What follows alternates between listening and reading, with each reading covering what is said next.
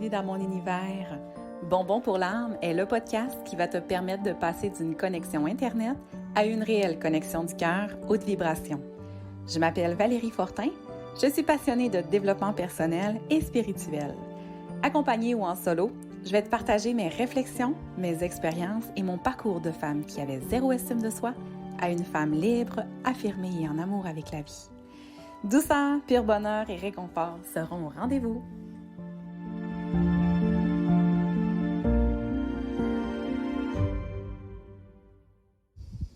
Ça y est, c'est parti pour la deuxième épisode. La première épisode était un petit bonbon amuse-gueule. Je t'ai parlé de Oser rêver. Vous avez été plusieurs à me faire des commentaires, à me faire vraiment des beaux témoignages. C'est vraiment génial. J'ai vu des amis oser se déployer. Ça me fait vraiment chaud au cœur, vraiment. Aujourd'hui, j'avais envie de me présenter un peu plus, mais c'est important pour moi de le faire dans un deuxième temps. Je t'explique pourquoi. Dans la vie, moi, je priorise beaucoup les relations de cœur, les connexions, l'éveil. Et je trouve qu'on vit dans une société où nous avons appris à se reconnaître à travers des rôles, des étiquettes, de placer les gens dans des rangs sociaux. Et je trouve que c'est pas ça qu'on devrait faire, en fait. Je trouve que on a tendance à nourrir notre ego avec des statuts. Puis souvent, ça peut empêcher deux personnes de se rencontrer puis de connecter réellement juste parce qu'on a des barrières limitantes. Ça m'a frappée il y a quelques années. Je te raconte qu'est-ce qui s'est passé. J'ai été invitée à un mariage, puis on m'avait attribué à une table où je connaissais personne.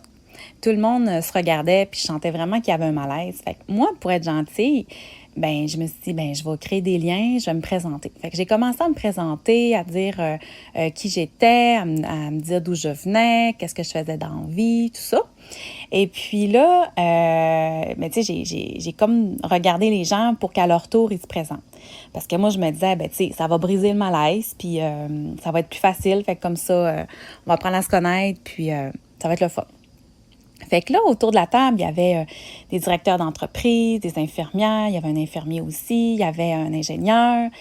Et là, tout le monde se présentait, puis à un moment donné, il y avait une belle grande femme au bout de la table qui était super belle, elle dégageait la gentillesse, avait l'air d'une déesse en fait. Puis elle nous regarde, toute timide, puis elle dit « Moi, je répondrai pas à la question, je vous dis pas qu'est-ce que je fais dans la vie. » Et là, un méchant malaise qui apparaît autour de la table. Puis là, je suis toute mal. Puis là, je me dis, voyons. Puis là, je la regarde. Puis elle dit, moi, je suis pas fière de ce que je fais dans la vie. C'est pas ce que j'aurais fait. C'est pas ce que j'aurais voulu faire. Puis je suis pas à l'aise. Fait que j'aime autant garder ça pour moi. Mais là, j'étais sans mots. Je disais, c'est bien correct tout ça. Mais écoute, j'étais tellement mal à l'aise. Je me sentais tellement mal de l'avoir mis dans cette position-là avec ma grande idée de vouloir briser la glace puis que tout le monde, on se présente avec nos étiquettes. Puis moi, ça me faisait vraiment de la peine de voir que cette personne-là, la seule façon qu'elle se définissait, c'était par son travail, tu sais. Puis ça me rendait vraiment mal, puis j'étais pas bien. Puis là, je me suis re-questionnée, puis j'ai dit, ça n'a pas de bon sens, là. On se reconnaît à travers nos étiquettes, mais j'aurais peut-être plus dû parler de qu'est-ce qui te passionne dans la vie, c'est quoi que tu aimes faire. Puis, mais à ce moment-là, tu sais, moi, j'étais plus dans l'ego, fait que j'ai pas eu cette réflexion-là, tu sais. Ça m'a fait beaucoup réfléchir, puis je me suis posé la question, mais pourquoi ce besoin de se reconnaître à travers les étiquettes? C'est-tu pour mieux se juger, pour mieux juger les autres? C'est comme si que l'autre nous enlève ou nous donne de la valeur alors que c'est tout à fait faux. On n'est pas nos expériences, nos rôles, nos étiquettes. On est la somme de tout ça aussi. On est en constante évolution. Une mentor que j'adore s'appelle Karine Champagne. Elle travaille beaucoup avec les questions. Puis dans un de ses podcasts, elle disait de se poser la question à tous les jours et se demander qui suis-je aujourd'hui? Qui j'ai envie d'être aujourd'hui. Et ça l'a vraiment beaucoup résonné en moi parce que c'est comme si on se donnait le droit de se créer, de se recréer à chaque jour. Puis ça nous donne une liberté incroyable, ça nous donne le droit d'être et d'exister selon notre goût du jour. Souvent, on va porter en nous des étiquettes qui viennent de nos familles. On peut se faire dire ah, toi, t'es comme ta mère, t'es toujours aussi obstiné. Ou ah, toi, t'es boqué comme ton père. Mais tu sais, tu peux bien parler avec ton TDAH. Toi, t'es comme ci, t'es comme ça. Puis là, on achète ces étiquettes-là. Puis on croit que c'est ça qui nous identifie, qui nous redéfinit. Mais en réalité, c'est pas ça. On a le pouvoir de se définir et se redéfinir à chaque moment. Je me souviens, j'ai rencontré une fois un monsieur. Puis on a commencé à parler parce qu'on avait des points en commun, puis on avait une passion pour un même sujet. Et là, on se met à jaser, puis ça connecte au bout. On a plein de points en commun. Il est super gentil, le monsieur. Puis, tu sais, là, je me sens vraiment comme en connexion cœur à cœur avec lui. Puis, on a plein de choses à se dire. Puis, à un moment donné, le monsieur, il commence à me dire qui il est, ses réalisations, qu'est-ce qu'il a fait dans la vie, qu'est-ce qu'il fait encore. Et là, moi, j'embarque dans le mental et là, je me sens petite à côté de lui. Je me sens comme un bébé humain, comme si que j'avais rien fait dans la vie à côté de ce monsieur-là qui a un bagage incroyable. Mais tout ça, c'est mon mental. Je me suis définie à travers ces réalisations pour me sentir petite. Mais c'est pas ça, la vie. C'est pas ça, mais j'ai embarqué dans le mental. Fait qu'aujourd'hui, j'ai vraiment envie de me présenter à toi en nommant qui je suis ici et maintenant. Ici et maintenant, je suis une maman et c'est mon rôle le plus important dans ma vie. Je suis aussi une femme fonceuse qui entretient des relations spéciales avec la nature, avec la vie. Je suis une amoureuse de mon mari avec qui j'aime partager ma vie au quotidien. Je suis médium depuis mon enfance. J'adore travailler avec l'énergie. Je m'intéresse beaucoup à la PNL, hein, les mots MOTS qui causent les mots MAUX. Ça, je trouve ça fascinant. Ensuite, je suis dévouée. Je me sens reconnaissante envers la vie. Je suis la gratitude, je suis amour, je suis respect. Pour être capable de nommer tout ça, il a fallu que je prenne un temps pour m'arrêter puis reconnaître qui je suis. Parce que on m'aurait dit dans le passé, qui es-tu, Valérie? J'aurais dit, je suis rien. Mais parce que je me reconnaissais pas, moi, je pensais que j'étais rien. J'ai eu besoin de me déposer puis prendre rendez-vous avec moi-même. Parce que c'est important de faire un retour à l'intérieur de soi à un moment donné, puis de savoir qui on est. Donc, je t'invite aussi à faire ça pour te définir. Puis là, ben, si on veut me coller des étiquettes, ben on peut. Là, moi, je suis infirmière. Je l'avais déjà nommé dans le passé. Mais je suis aussi passionnée de développement personnel. Et puis, si on veut continuer de me coller des étiquettes, ben je suis TDAH. Et puis, je compose avec ça. Puis, je fais mon bout de chemin quand même. Je suis aussi créatrice de bijoux avec Intuition Signature VF. Je fais des bijoux en pierre naturelle parce que j'adore ça. Mais c'est ça. Tu sais, il a fallu vraiment que j'apprenne à être un ensemble et un tout, et pas seulement que des étiquettes puis un rang social. Ça me fait penser encore à quelque chose. J'avais pas prévu tout te dire ça, mais c'est pas grave, je laisse aller.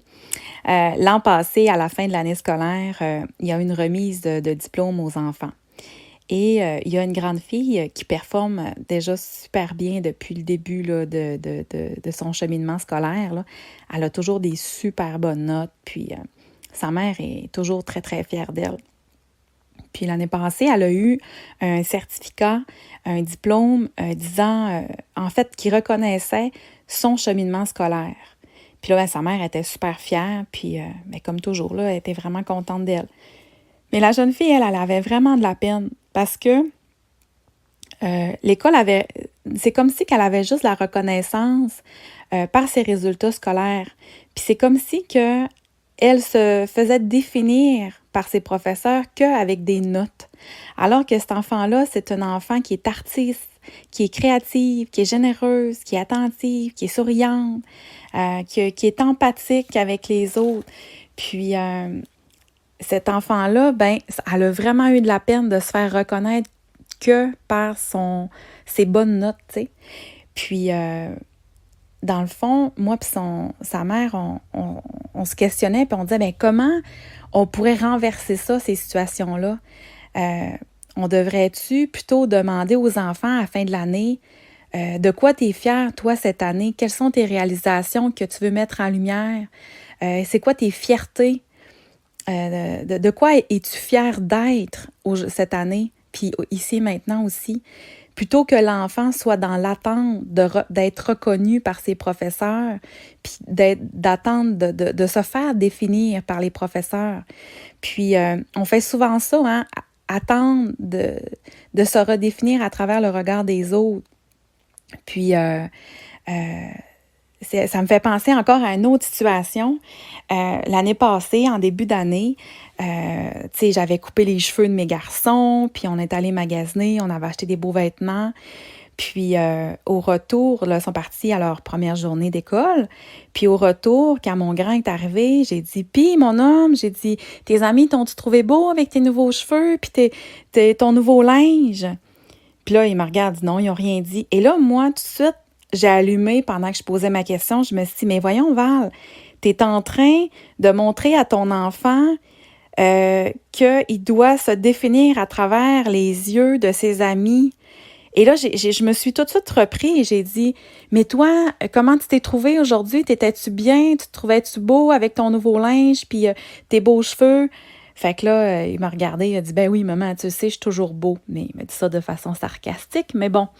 Et c'est ça aussi que je veux que mes enfants sachent que on doit se définir à travers nos yeux, à travers, c'est ça, notre propre regard, puis pas attendre d'avoir le regard des autres pour se définir. C'est d'apprendre à se reconnaître, puis à se connaître, à se définir, à se redéfinir. C'est ça la vie, c'est aussi ça la vie, comme dirait un de mes mentors, François Lemay. En tout cas, fait que c'est grand, hein, se présenter, se définir, puis écoute, on pourrait en parler encore et encore, mais voilà, fait que j'avais envie de discuter de ça avec toi aujourd'hui. J'espère que tu as trouvé de la valeur dans mes propos, que tu t'es reconnu à quelque part là-dedans et que tu vas porter une attention sur la façon que tu te définis. C'est ça. Et puis, pour t'aider là-dedans, dans ce cheminement-là, j'ai créé pour toi un document que j'ai déposé sur mon groupe Facebook dans l'univers de Valérie Fortin. Un petit document, un petit rendez-vous avec toi-même que je te propose pour prendre le temps de te définir, mais dans tes propres mots, avec ton regard intérieur, avec qui tu es toi vraiment. Est-ce que tu es satisfait de ce que tu es? Est-ce que tu veux apporter des modifications? Est-ce que tu as des défis? De quoi tu es fier? En tout cas, je t'ai fait un petit document qui pourrait t'aider à prendre rendez-vous avec toi puis à te reconnaître dans toutes tes forces puis dans tout ce que tu es, dans ton ensemble, dans ton tout. Donc voilà, j'espère vraiment que tu trouves de la valeur dans tes propos, dans mes propos.